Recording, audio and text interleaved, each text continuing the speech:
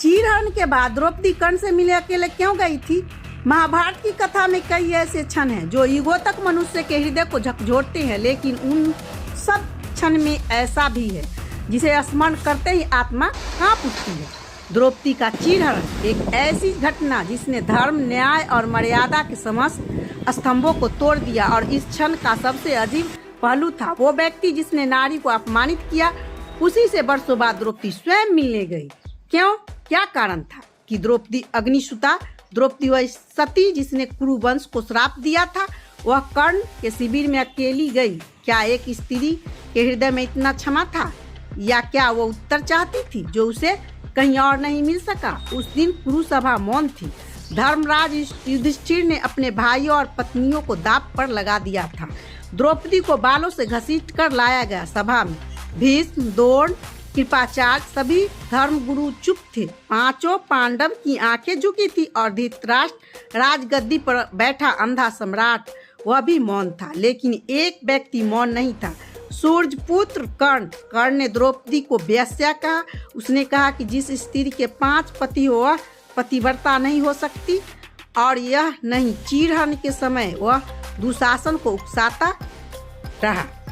उस अपमान को सहन कर भी द्रौपदी वर्षों तक चुप रही। लेकिन जब महाभारत का युद्ध समीप आया, जब विनाश की घड़ी नजदीक थी, तब द्रौपदी ने एक असंभव निर्णय लिया। वह कर्ण से मिलना चाहती थी। श्री कृष्ण के पास जाकर उन्हें यह आग्रह किया।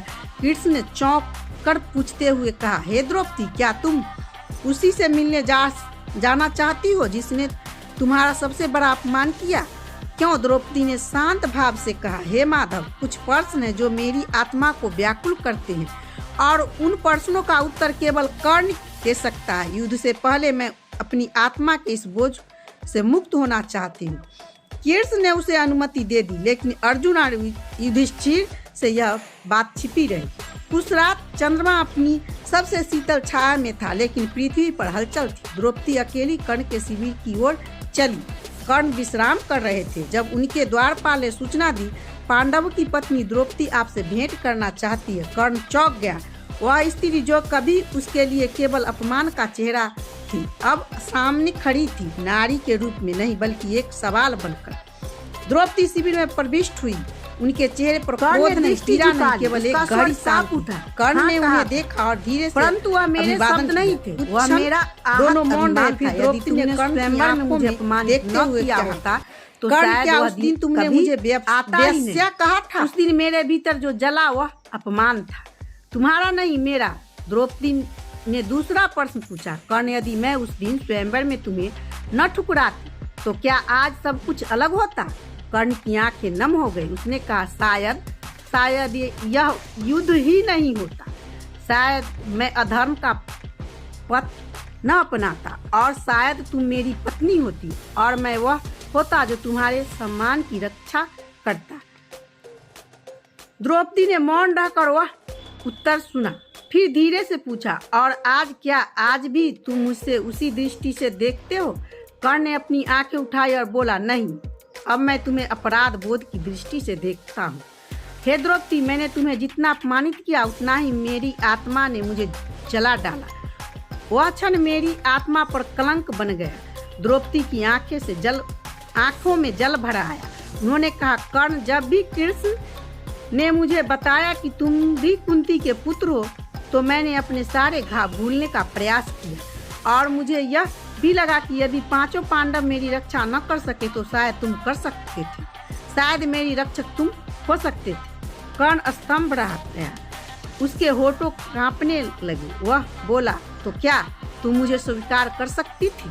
द्रौपदी ने मुस्कुराकर कहा, यदि समय ने मुझे अवसर दिया होता और तुमने सत्य को चुना होता तो हाँ, मैं तुम्हारी हो सकती थी।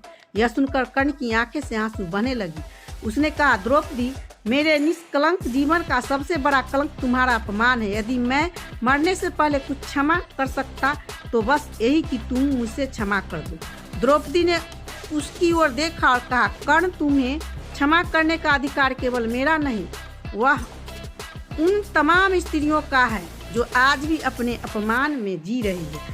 मैं बस इतना कह सकती हूँ, यदि आज तुम अधर्म का साथ छोड़ दो तो मेरे आंसू व्यर्थ न जाए। कर्ण ने सिर झुका लिया और धीरे से कहा, अब बहुत देर हो चुकी है द्रौपदी ने, मैं अधर्म का नहीं अपने वचनों का बंदी हूँ। फिर वह बाहर चला गया। वह भेंट वही समाप्त हो गई, लेकिन उस भेंट ने इतिहास का रुख मोड़ दिया।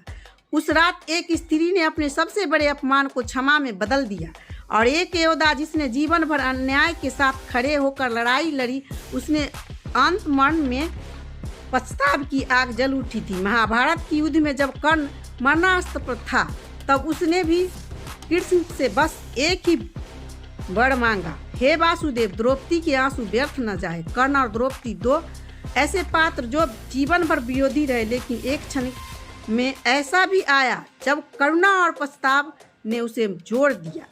यह केवल एक भेंट नहीं थी, यह आत्म और आत्म के बीच संवाद था। यह भी क्षमा और पछताव का मिलन, और शायद इसी मिलन से हमें यह सीख मिलती है कि जहाँ नारी क्षमा कर सकती है, वहीं एक योद्धा पछताव कर सकता है। दोनों ही अपने साथ स्थान पर महान। तो हेलो दोस्तों, राधे राधे। आप सबसे मेरी रिक्वेस्ट है कि अगर आपको मेरी यह कहानी अच्छी लगी हो तो मेरे वीडियो को लाइक करें, सब्सक्राइब करें और कमेंट बॉक्स में जय श्री कृष्णा लिखना ना भूलें।